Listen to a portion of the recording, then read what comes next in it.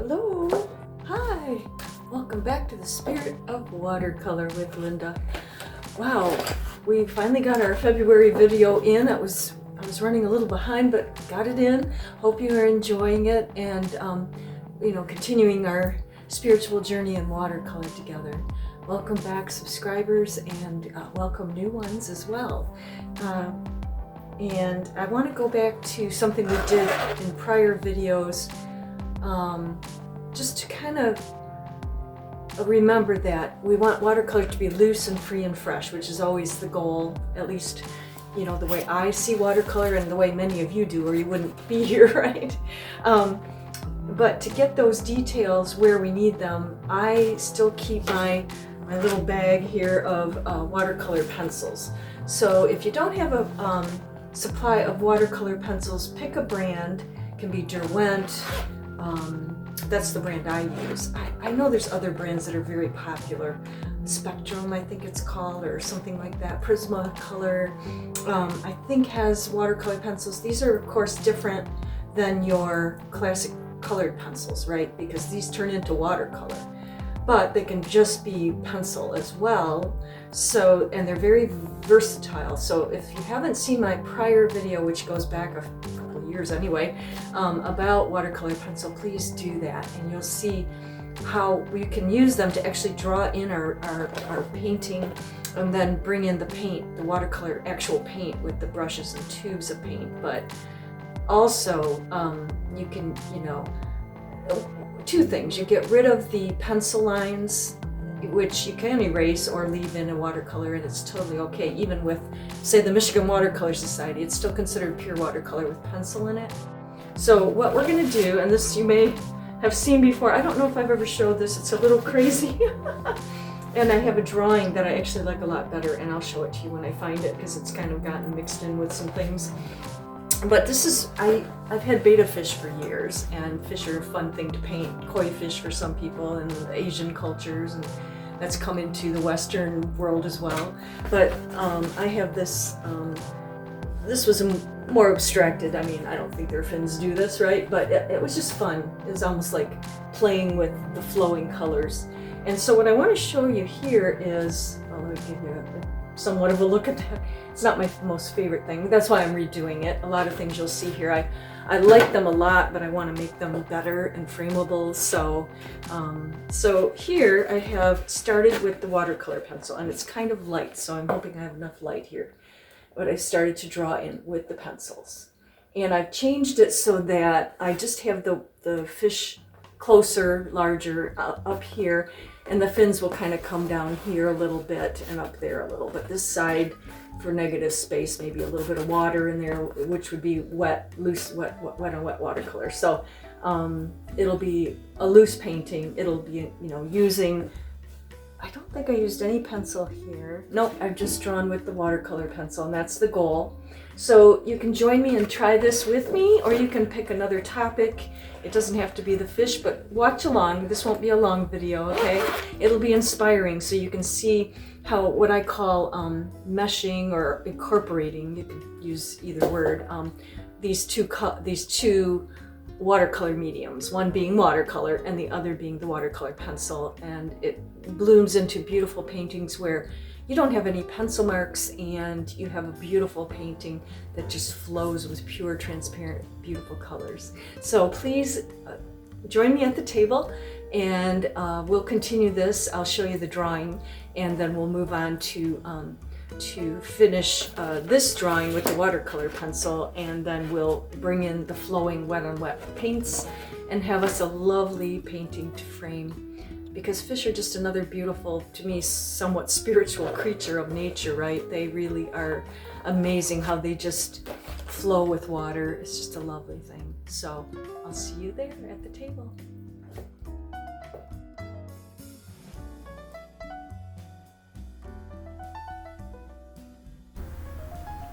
As you can see, betta fish are beautiful and fluid in the water, flowing to me like watercolors.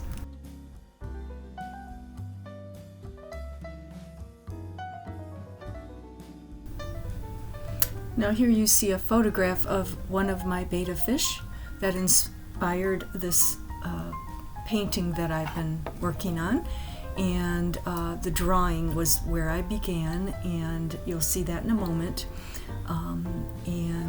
This was Angelo, and I've had many colorful fish, so all the different colors in the fish painting are inspired by all of my fish. Now the drawing here, I used colored pencil, not watercolor pencil, and then I took it to the painting above it and started with the pencil, watercolor pencil, and then moved into paint. And I'm going to do the same with the drawing that I've started below the sketch, and it is using watercolor pencils, which is what I've used so far, and you'll see in a moment that we'll be working on it, and then we'll add actual watercolor into it.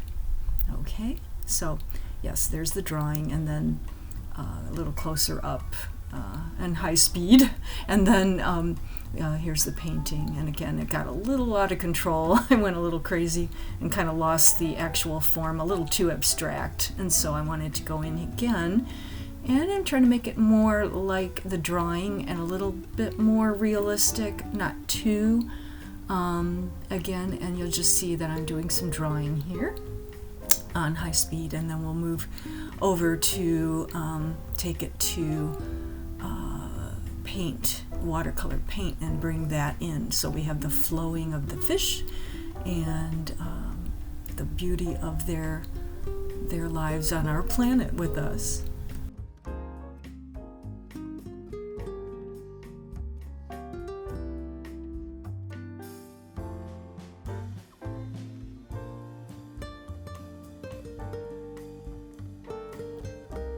Before we start to use our watercolors, I just want to take one last look at our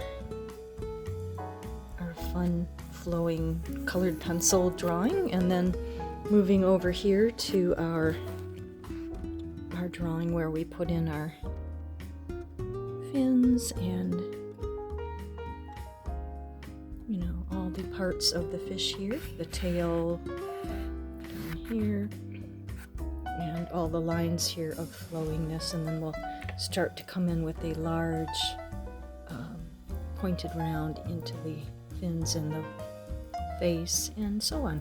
We may leave some of it more like the drawing, just because I really like how that looks, even though it would be better watercolor in here. Again, at high speed, I'm adding in wet on wet into the face with the red, and you'll see me bring that in, and then I will bring in some nickel azo yellow just to kind of give it a little more variation of color. It did kind of turn a little more orange than I wanted, so you'll see I'll go back in as it kind of soaks into the paper. It's okay, and then bring in more red. And just as it's drying, the paint will hold stronger and stronger. So that's what the process here is. Trying not to overwork, of course.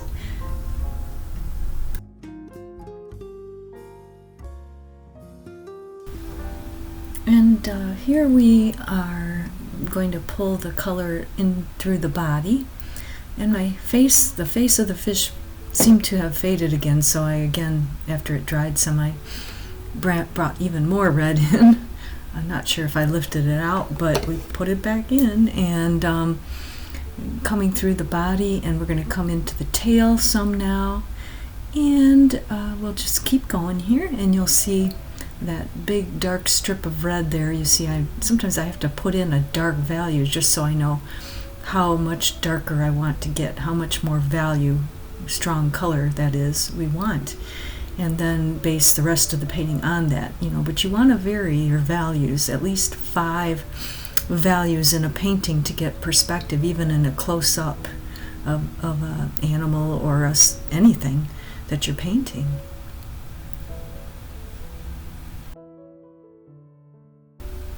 And speaking of perspective, the tail should be closer to us, so again that value will be stronger, and as you move back in space, the values become softer, lighter, or more neutral.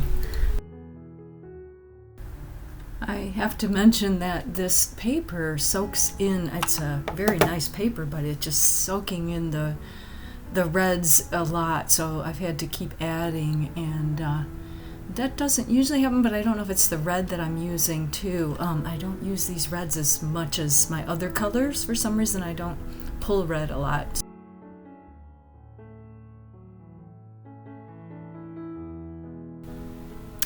You will see me bringing in pretty soon some watercolor pencil into the wet, and that's another way of using watercolor pencil. When the paint is wet and you apply, or the paper is wet and you apply, it comes out very rich and bright, and I took in some of this purple and it's blending in.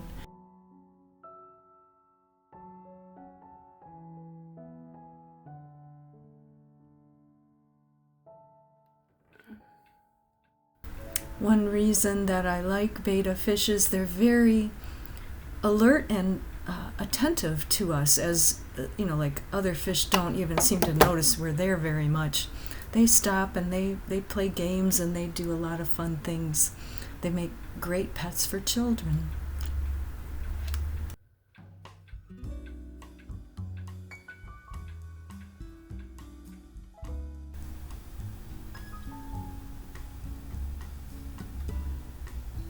Okay, so here we're just going into the fish's fins, and there's watercolor pencil used here, and then I'm bringing in my some Nicolazzo yellow, again watercolor paint, and bringing that in and doing some graduated washes, trying to keep it transparent because fish have very transparent quality, which is what watercolors do well, right? And yeah, just coming in some places, just wetting the pencil and keeping it light and soft in some areas, just so we get the feeling of like how water is, the flowing of the tails and the fins in the water. And this is the bottom part of the fish and the tail, of course, and then we're going to move up into the upper part soon and work on the fins at the top of the fish as well. Again, this is somewhat abstracted, exaggerated, but not quite so much as my original one that looked like I really kind of made the fins go like they would not naturally do. And some fish, betta fish, have really incredible fins, and they're just amazing and almost super real in themselves. They almost look unrealistic in reality, but that's how they are. Go check them out at a pet store sometime. They're just fun to watch. I've been tempted just to go in and take pictures if they'd let me. I guess you could ask, right? Okay. Yes, now we're at the top. And I did find that the pencils I've been using, I've been having a problem with them. So they're more like a crayon. They're thick and they don't come to a great point. And on the paper too, they don't spread as well. So I will tell you more about that. I'm about to get a new set of watercolor pencils. Now here we're in the water, and so it's perfect for this beautiful Mayan blue color, and I'm just in love with this color right now. I'm using it a lot in my paintings, and just bringing in the water around the fish and just letting that flow, wet into wet again, right? Don't we love that?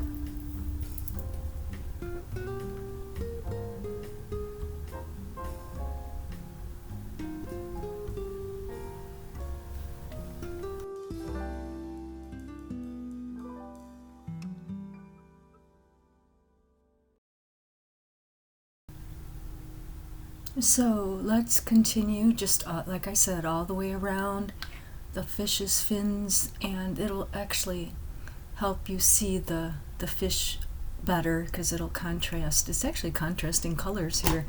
The blue and the orange is, if you think of Van Gogh, he used contrasting colors a lot to make things pop, and I hadn't actually even realized it, but my fish has turned more orange than I wanted, and I may actually have to go back in again. I don't know. Somehow the colors just blended out, and I did add more red constantly, as you'll see, but it's just like this fish wanted to be orange.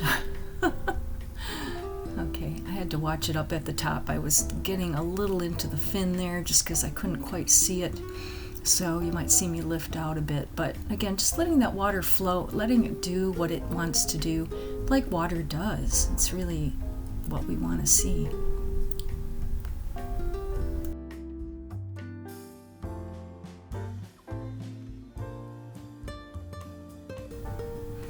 And as you see, I'm adding more blue as the paint dries. And then you get a different value of the blue in and out, like water. You'll see it, again, add some perspective. Deeper values versus lighter values. And it adds more interest as well to the water.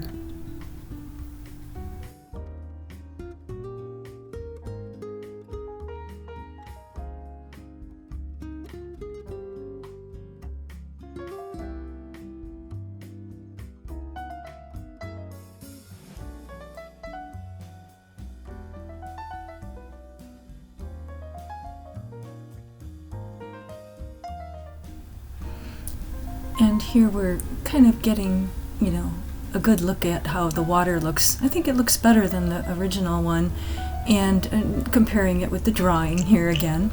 And then here, I just want a side note for you, is that I switched pencils long about now. You'll see me trying them here. And I'm using Faber-Castell pencils I just ordered, and they just came in yesterday. And they're just much more easily blended out. They come to a finer point, and they're called the Albrecht Dürer Professional Watercolor Pencils, and I want to do a video on those next. But you'll see here I'm just finishing up with trying some of that in this fish, because I was so frustrated with the other pencils, and I used to like them, but for some reason I find I need a finer tip now and a better blending pencil. Maybe I've just upgraded as you become more and more experienced, you know what you want. And I bought those a long time ago.